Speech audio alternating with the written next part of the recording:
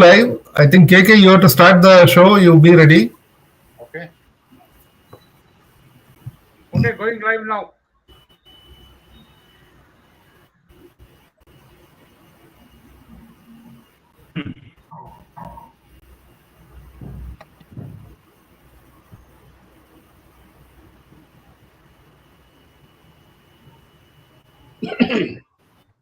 Okay.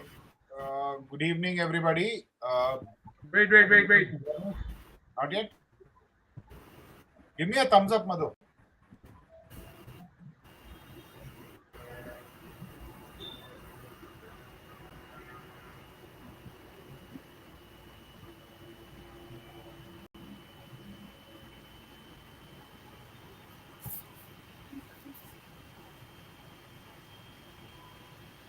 We are now live. Yeah.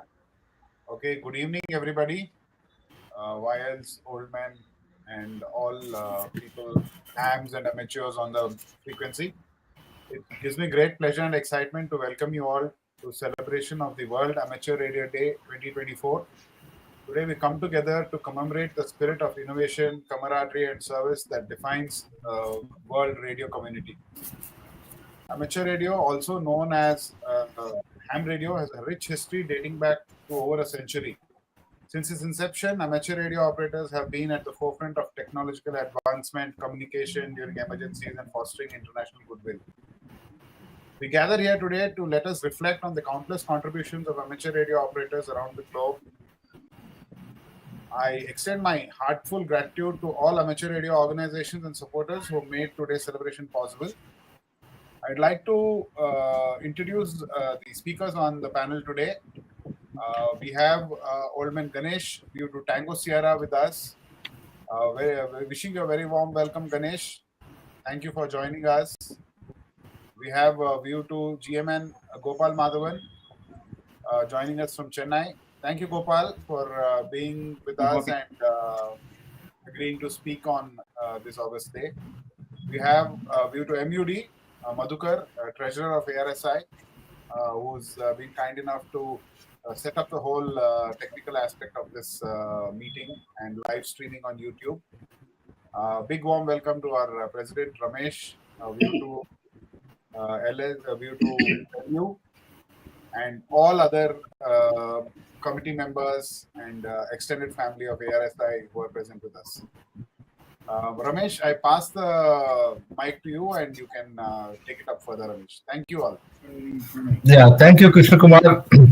Good evening and welcoming you all. This is the 99th anniversary of the IARU, founded in the year 1925. So we have here two veteran hams who would share with us, their experience and their, information about the ITU, IRU, and our ARSI connection with the IRU.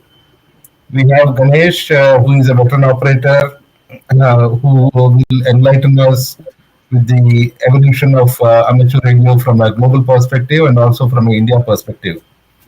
First of all, I would like to introduce and IRU meets every 3 years in a triennial conference in which the elections are held, and he continued to hold the directorship till the year 2018. The last two terms, Sri Gopal was also a chairman of directors. The last two terms, which means he was chosen to be the chairman of the directors of the IARU Region 3. Gopal lives in Chennai right now and currently active in most of the amateur radio nodes and is quite active. Thank you, and Gopal, it's all yours. Thank you very much. Thank you, Ramesh, and thank you to KK and everybody else who's on the air. The World Amateur Radio Day is always celebrated on the 18th of April to coincide with the founding day of IARU in Paris 99 years ago. later become hams, but don't always. Amateur radio is different things for different people. While we all got our licenses, we always are wondering how many people really thought about how and who is really the licensing authority. In India, we sit for a license conducted by the monitoring station, local monitoring station of WPC, which is the Wireless Planning and Coordination Wing of the Ministry of Telecommunications. But when I got my license, I never thought beyond that. Who gives is with in the International Telecommunications Union, something which has been in existence since 1865, from the days of telegraph. It was that time when it was decided by whoever was that an organization should be there to control and coordinate the use of radio spectrum. Now, ITU consists of people of governments. Amateur radio is a sector member, but we are not full members of ITU, which means that the government organizations and the full members of ITU are the ones who take decisions on the or what how spectrum is distributed, rules and regulations, etc. It is for that reason we see spectrum is extremely scarce. It's a very valuable commodity. We cannot create spectrum. It's there. And therefore, we have to use it to the best possible means possible. So ITU at that time was created so that different organizations would be allocated different sections so they don't interfere with each other and cause uh, problems. You can imagine if a CQ call from amateur radio went out onto the frequency of an airliner wanting to land, what sort of things would be there? So ITU was formed for that. At that time, there was no formal organization. See, amateur radio was also given quite a sizable chunk, and it has been given completely free. We are one of the few organizations that do not pay for the use of spectrum. So, at 99 years ago, it was decided by the senior amateurs who were representing various countries that a formal organization should be formed, which would in turn coordinate the negotiations with ITU for the use of different bands for the use of radio amateurs. Many things. See, the ITU meets once in 3 years. The last World Radio Conference was in last year. Next one is going to be in 27. The way they work is that before the conclusion of a radio conference, they will set out the objectives or the agenda for the next conference. So people are prepared what to do. Invariably, for many, many years, it was an uphill task for the IARU to prevent other organizations from getting chunks of spectrum which radio amateurs had. And IRU consists entirely of volunteers. Therefore, it was quite difficult to find enough people to be there at the meetings. So at that time, it was decided that the one single organization of IARU would be split into 3 regions. The 3 regions are broadly what the ITU uses for spectrum allocations. Region 1 being the slice from Europe down to Africa, Region 2, the Americas, North and South, and Region 3 is all the way from Japan in the north to Australia in the south. Each of these regions have their own constitution and their own method of working. For example, Region 1 and 2 have a presidential way of electing their officers. Each 3 years, the president, vice president, and secretary are elected by the general body. Region 3 works slightly differently. The delegates elect the directors. It was 5 initially, now it's 6. The directors, in turn, amongst them, elect or choose the chairman. So, as Ramesh said, I became a director in 2006. Two sections of 3 years, I was a director, and the third session, the directors chose me as the chairman. Now, amateur radio. It is it's really in 1924, I believe, that radio amateurs began uh, using radio waves across the world.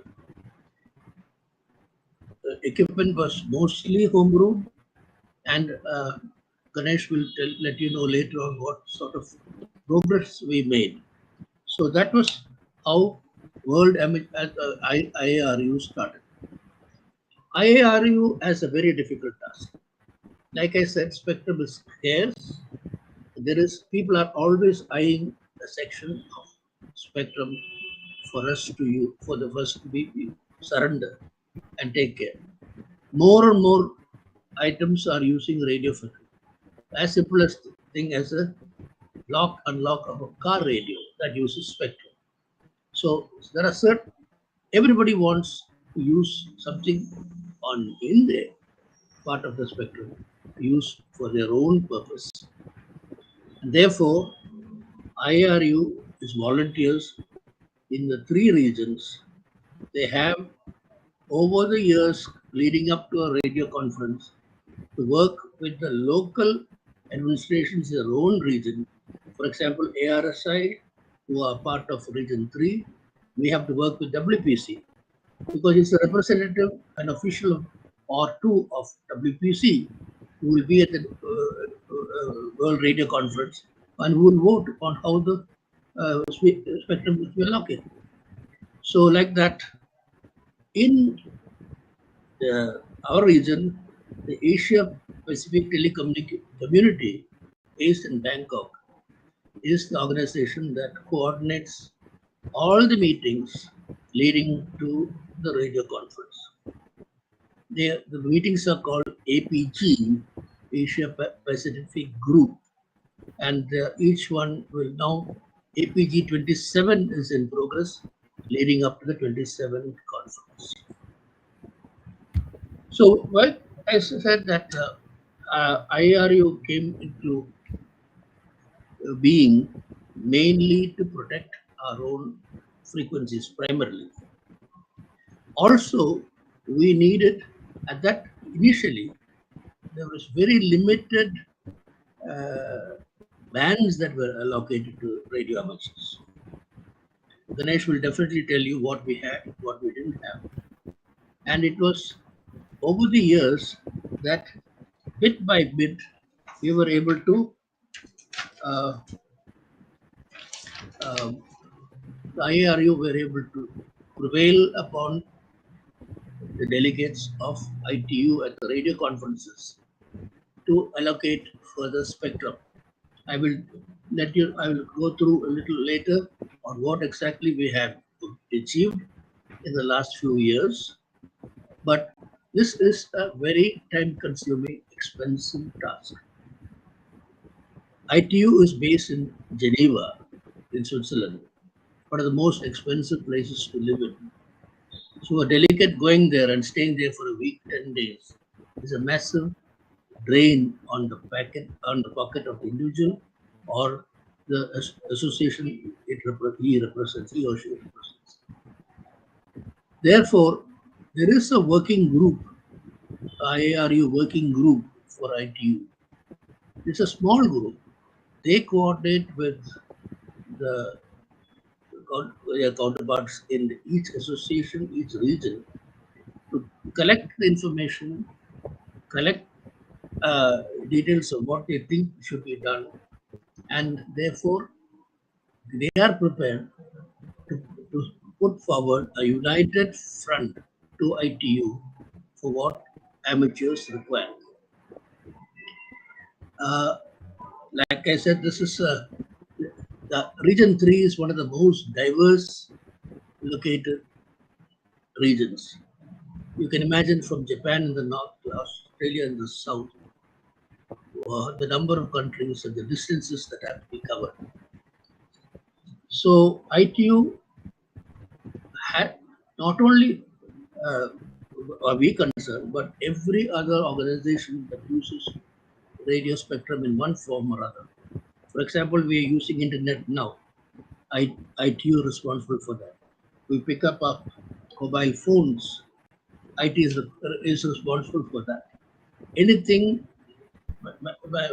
is technology is the backbone of modern life, and networks, device, any device you can think of has in some form or other using radio waves. And ITU is the one that really takes care of that and makes sure that things go. It's not, apart from the government officials, in the various countries, there are lots of universities and organizations which are interested in technology. Of the Administrative Council, is the President, Secretary, and Treasurer, and 2 representatives from the 3 regions. This is called Administrative Council of IARU, and they are responsible for the major decision making. When the two representatives each region go to the AC, they are usually briefed by their own organizations of what needs to be done. So let us just, like you can go on, it's a very complex subject in the sense that there is so much that is need to be done, so much has to be done. Now, a quick recap of what we did. We have worked, IRE has been able to give radio amateurs new bands at 136 kilohertz, 472 kilohertz, 5 megahertz, 10 megahertz, 18 megahertz, 24 megahertz, and 50 megahertz, which was not there before. In addition, a regional allocation of 70 megahertz in Europe. We have also got the extension of this 40 meter band. In India, we had only 7 to 7.1. We can now go from 7.1 to 7.2. Region 1 and Region 3 were most affected by that. Roaming facilities for radio amateurs have been worked on and been given by many countries. Otherwise, Indian license holder could not operate with this license. He had to get a reciprocal license. Many countries now allow free roaming to their countries. Even the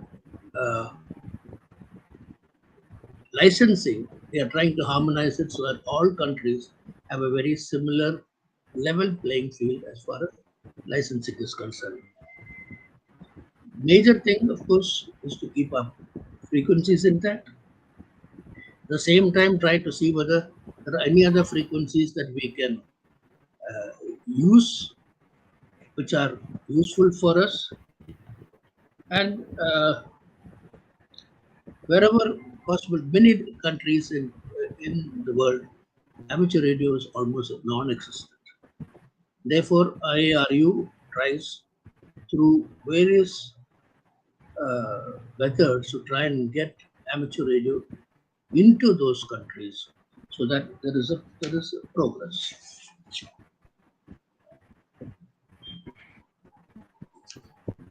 I'm sure I will not go through the office bearers of IARU, etc. now. Even in Region 3 itself, it's okay. So one very important thing. At that time, IARU from a singular organization was split into 3 regions. Over the years, it has been found that this is not a very efficient way of doing it. Each region meets once in 3 years. For example, if this year Region 3 is meeting, next year Region 1 may meet, and the following year Region 2 will meet. So each region has a annual conference once in 3 years where they pass all the resolutions. Therefore, it is not a very efficient and quick uh, way of dealing with things. So, over a period of the last few years, a decision has been made that we should become one again, one worldwide organization again, so that decisions can be done quicker. It will be representative.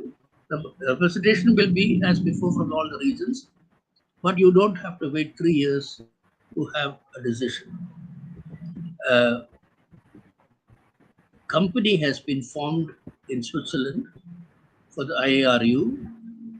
It was formed in a few years ago when the Region 1 had a conference in Germany. As chairman of Region 1, Region 3, I was one of the first directors of that company. It was the directors of presidents of the other two and director of Region 3 and the office bearers of IARU who became the first directors. Naturally, now if I demit office, my place will be taken by the incoming director of Region 3. I was the chairman of Region 3. IRU itself, Region 3 itself was started, but I mean, over a number of years, ARSI, one of the first people to advocate the formation of a formal society, Regional 3 association. I think at that time, Sarudin, who was also a ham and also in WPC, was very much involved in it. But over the years, it became a reality. Constitutions have changed off and on, but by and large, the constitution has remained the same. So there it is.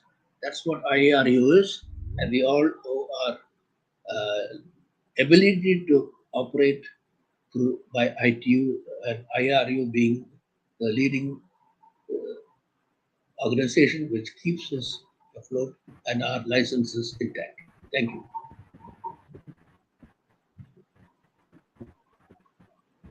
Okay, thank you very much, Gopal, for that in-depth but very brief note on the ITU, IRU, and the ERSI relationship with the regional organization, that is the IRU Region 3. Thank you very much for introducing this to all the audience there. And now I would like to introduce our second speaker, Shri T.S. Ganesh, and we to TS. He is currently the editor of our quarterly newsletter, the ARSI's quarterly newsletter, that is HRN, that is Annual News. Ganesh got his call sign in the year 1965, and he has been, ever since then, he has been continuously active on initially on the traditional modes, that is probably AM and CW, and following that on all the modes now. So Ganesh currently lives in VR Hills, about 250 kilometers from Bangalore. He is into organic farming. He is not only a radio amateur, he is also an astronomy enthusiast, and I can say he is a bank of knowledge, an encyclopedia of knowledge. So I would like to hand over the mic to Ganesh for in-depth information about the evolution of amateur radio from a global perspective as well as from India. Being in BRLs, Ganesh has a limited bandwidth, internet bandwidth, so he may also switch off his video in case the bandwidth doesn't allow. But I think he can manage. All yours, Ganesh.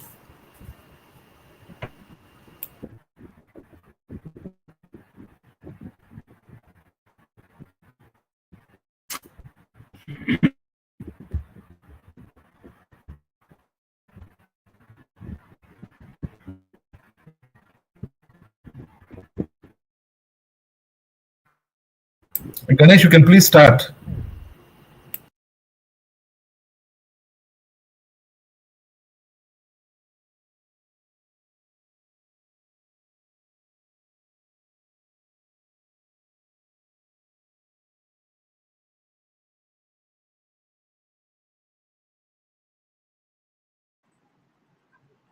Ganesh's bandwidth seems to be good, but I think Yeah, he's not he's unmuted his microphone. yeah, I think he must be restarting the platform.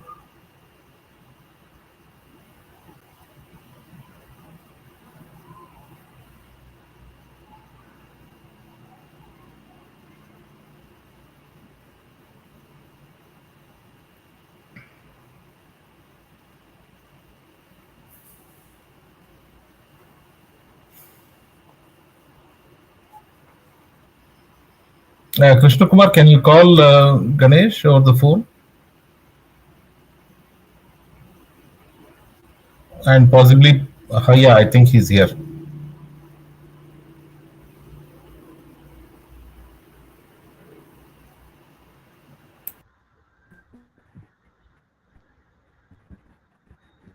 Ramesh, can I go ahead? Yeah, yeah, please go ahead, Ganesh. Please go ahead. Can I go ahead, Ramesh? Yeah, Okay. kindly go ahead. The theme for okay. The theme for this year's World Amateur Radio Day is a century of connections, celebrating 100 years of amateur radio, innovation, community, and advocacy. Around the turn of the last century, amateur radio experimenters were the first to discover that the shortwave spectrum could actually enable worldwide radio communications. Commercial and government agencies rushed to use the shortwave radio, literally pushing aside the early amateur radio stations. However, some amateur radio operators who were pioneers met in Paris in 1925 and created the IARU, International Amateur Radio Union, to support amateur radio worldwide. 2 years later, at the International Radio Telegraph Conference, specific bands of frequencies were allotted for use by radio amateurs. The original 5 bands in the HF spectrum recognized even today: 160, 80, 40, 20, 10 meters. 2 bands, the 30, 17, and 12-meter bands were added in 1980. Since then, several new bands in the other parts of the spectrum are being added to the list, providing amateurs a wide choice of activities. Today, the unique hobby of amateur radio is more popular than ever, with more than 3 million licensed operators worldwide. With the advent of wireless, that is radio, people had very little idea of what it could be used for. Of which, use of radio spectrum was totally unregulated in the early days. In the earliest days of amateur radio transmissions were not regulated, and no licenses were required for use of the airwaves. Both the professionals and amateur experimenters were free to use the new medium as they wanted. Initially, the governments had little concept of what wireless radio was capable of, or what kind of controls were needed, and so on. However, this soon started to change, as one can imagine this type of effect not last very long. Started were introduced and licenses started to be issued to radio amateurs. The United States issued the first amateur radio licenses. In the annual official wireless Blue Book of the Wireless Association of America, published in 1909, contains a list of amateur radio stations numbering 89.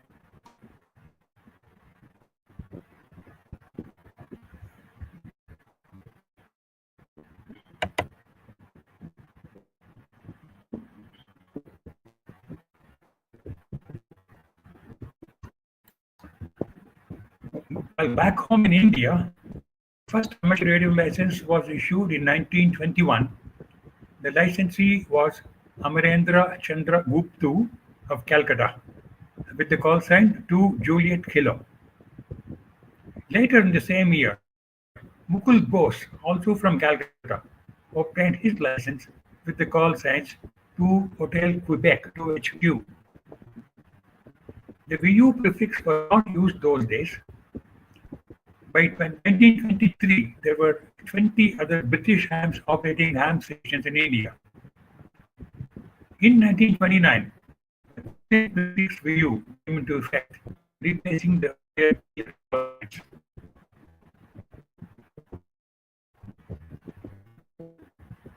It would be of interest to you to know that the first shortwave entertainment and public broadcasting station in India with the call letters VU6 Alpha Hotel was set up in Mysore in 1935 by E.P. Metcalf, a radio enthusiast, who was the then Vice Chancellor of the Mysore University, with support from the Maharaja of Mysore.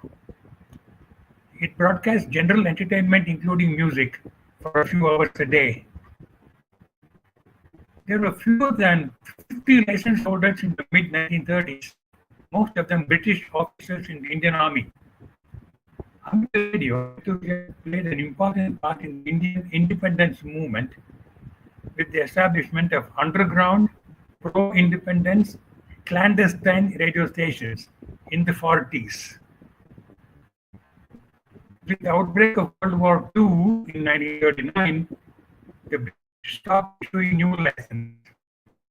All amateur radio operators were sent written orders to surrender their transmitting equipment to police, both for possible use in Waterford and to prevent clandestine use of these stations. With the gaining momentum of the Indian independence movement, now operator Nariman Printer, with a call sign U2 Fox United, set up the Azad Hind Radio to broadcast Gandhian protest music and uncensored news. He was soon arrested and his equipment seized, of course. In August 1942, after Mahatma Gandhi quit India movement, the British began clamping down on the activities of Indian independence activists and censoring the media strictly. To circumvent media restrictions, the Indian National Congress activists, Usha Mehta, contacted Mumbai-based amateur radio operators, VU2 Lima Kilo, and Nariman Printer, VU2 Fox United, to help broadcast messages to grassroots party workers across the country.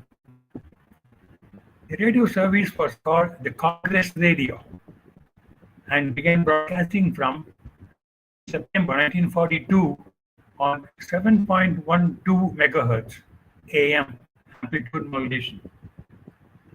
Believe it or not, the station could be heard as far as the Japanese occupied Burma, now known as Myanmar. By November 1942, the British came to know about the Congress radio, and Anna and others were forced to shut down the station. The 3 days after India's independence saw only slow growth in the number of operators, mainly because equipment was not available in India and the import of radio.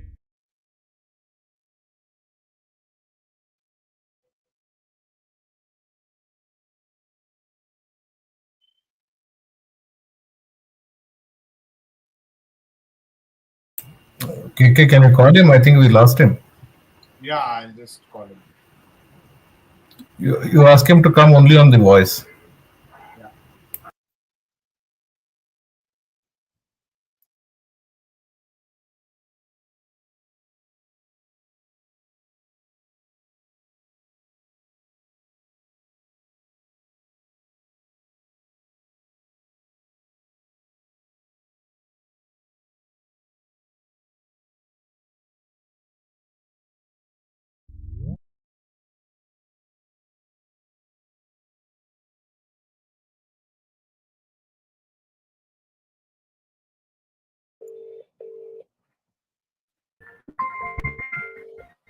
Ganesh, you're back. The number of licensed amateur radio operators did not increase significantly over the next few years, numbering fewer than 1,000 in 1970. Ganesh, one When I small received my request. license, only Morse code, that is CW, and amplitude modulation AM were the two modes used by amateurs. All the equipment used valves and were mostly obtained from Army surplus and restored. Popular receivers were the BC348, the HRO, and the AR88, and the SX28, and so on. These were very popular among the amateurs of those days. The transmitters were home built, of course. During the mid 1960s, the modes of operation saw a change from amplitude modulation to single sideband SSB as the preferred communication mode. Now, in addition to AM and CW, we have SSB, shared spectrum, RTTY, and shared digital modes, PSK, FT8, FT4, Hellschreiber, which is a facsimile-based teletype, DMR, amateur TV, and so on, taking amateur radio to a new level. It was 1961 when the first satellite carrying amateur radio was launched. It called OSCAR. OSCAR standing for Orbital Satellite Carrying Amateur Radio. As an experiment, this was an immediate success and led to follow-on missions and new satellites have been successfully launched. Oscars 6 and 7 were very popular for several years. The highlight of satellite mission ES2 or the QO100 launched by amateurs of Qatar in the Middle East in November 2018 in geostationary orbit covering a wide swath of the globe from Brazil to Thailand. The UK, Japan, India, and several countries are participating in amateur satellite programs. India's own amateur radio, HAMSAT, was launched in May 2005. This was for providing satellite amateur radio services to the national as well as international community amateur radio. It consisted of two transponders, one in expertise of ISRO and experience of AMSAT India. Second transponder has been developed by a Dutch amateur radio operator and a graduate engineering student at a college in Venlo, Netherlands. This satellite was active till about 2015. AMSAT stands for Amateur Satellite Corporation, with the headquarters in the USA. AMSAT India is a group of VO amateurs who are interested in satellite communications, who share an active interest in building, launching, and communications with each other through non-commercial amateur radio satellites. Temporary amateur radio licenses were issued from 1946 onwards after the end of the World War II, and by 1948 there were 50 amateur operators in India, although only a dozen were active. Following India's independence in 1947, the first amateur radio organization, the Amateur Radio Club of India, was inaugurated on 15 May 1948 at the Army School of Signals at a place called Mo in Madhya Pradesh. The club headquarters was later moved to New Delhi, where it was renamed as India ARSI on 15th May. As radio organization, the ARSI has become the representative of the International Radio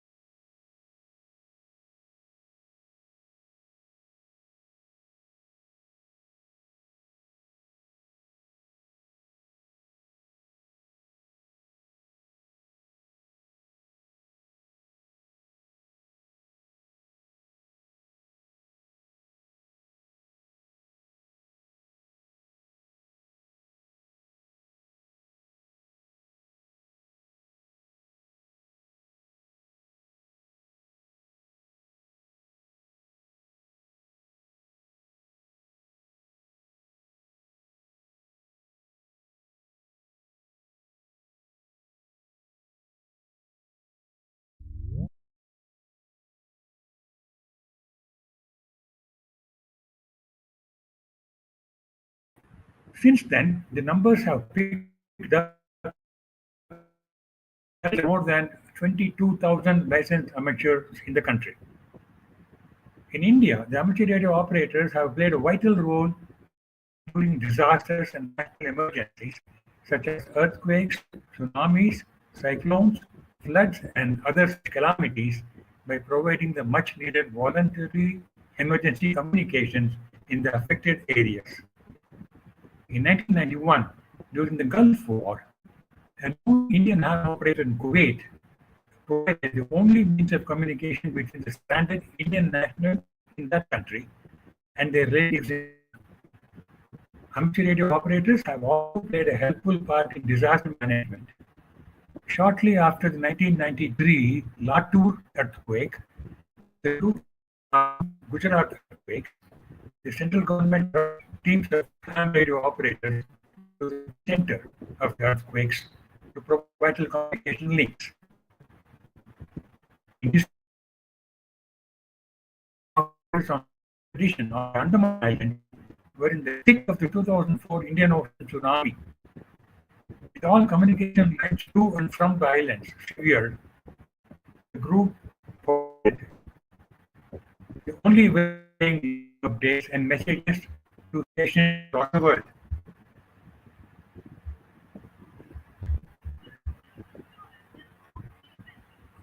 I have volunteered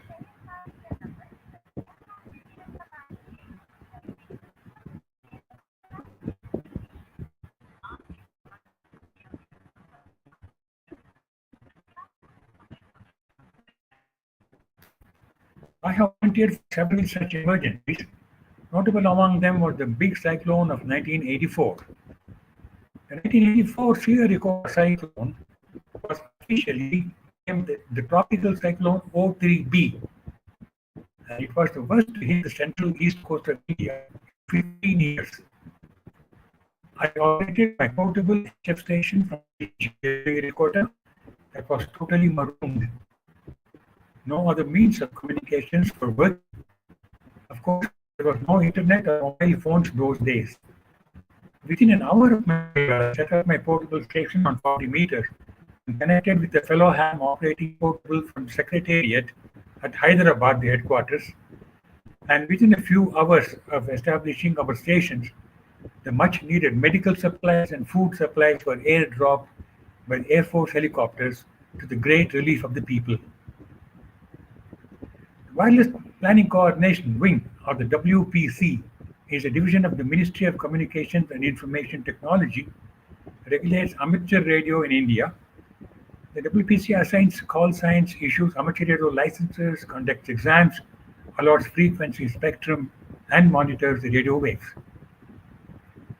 Popular radio events include daily ham nights, annual Ham Fest of India, and regular DS contests during the year. The ministry has wireless monitoring stations in all the major cities across the country.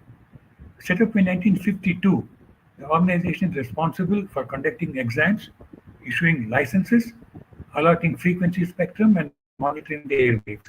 It is also responsible for maintaining the rules and regulations pertaining to amateur radio. I guess that brings to the end of my description of what happened earlier in amateur radio around the world and in India. And thank you for listening. Once again, I greet you all on the World Amateur Radio Day. Thank you very much. A very good night to you. Thank you, Ganesh. Thank you. That was wonderful.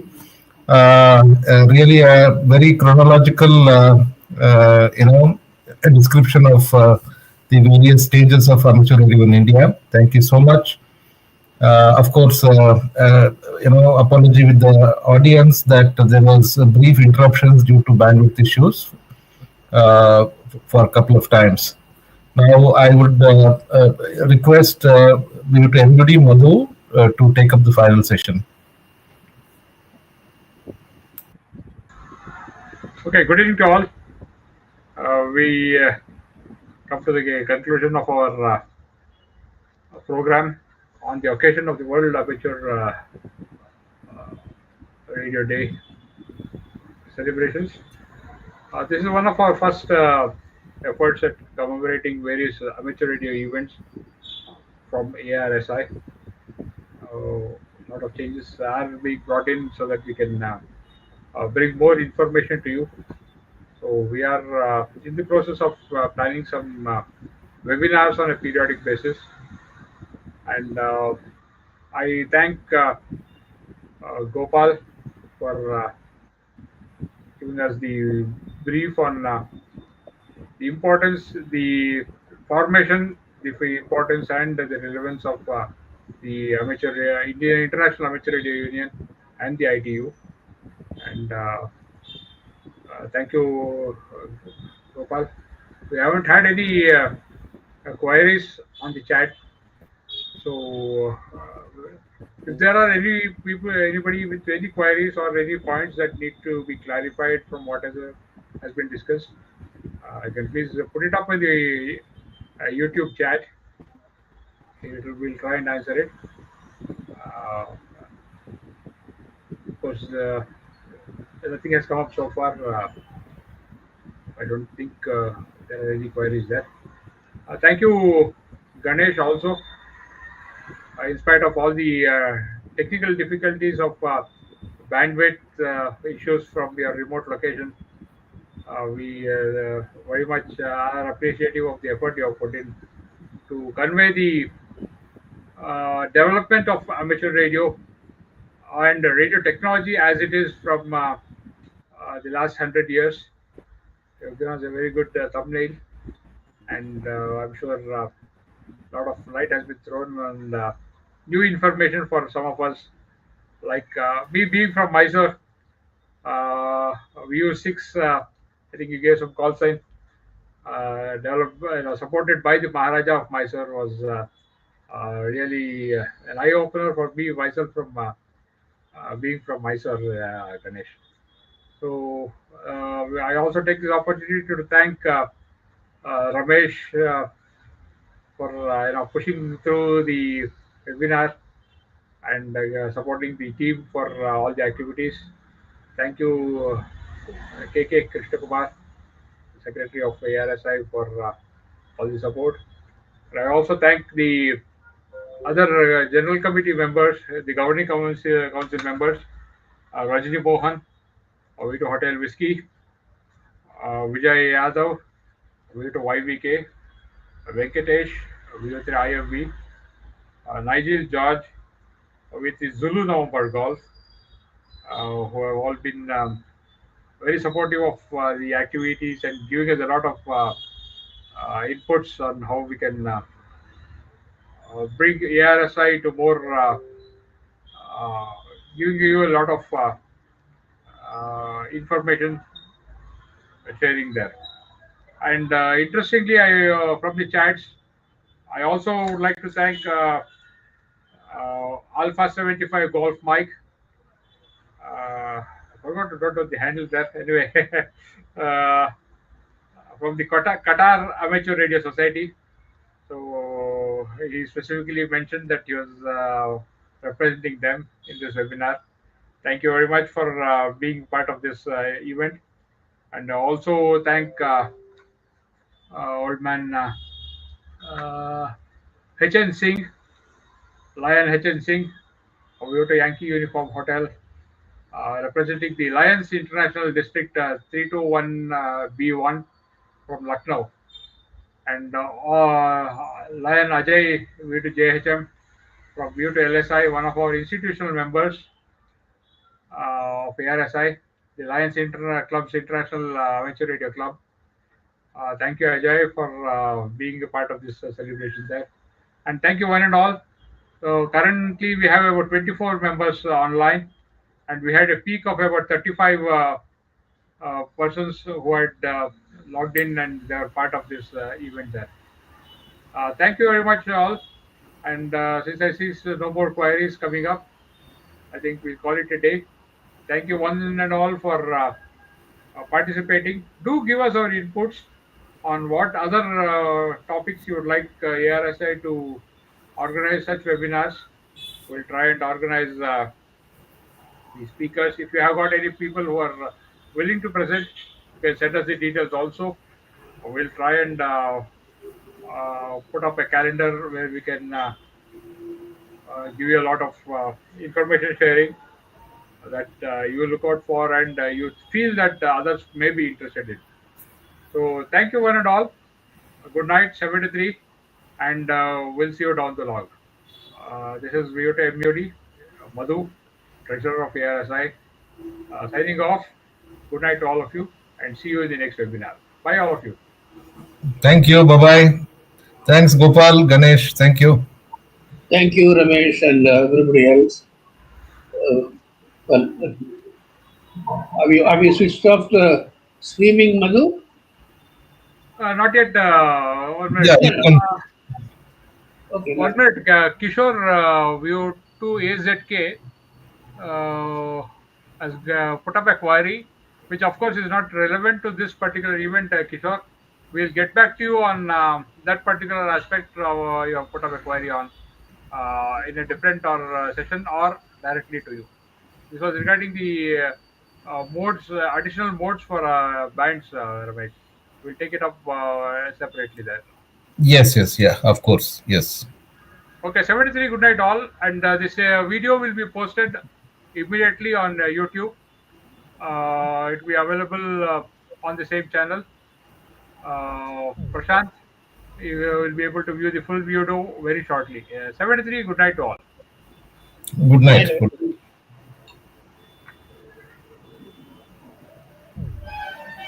Okay, streaming has ended. Okay.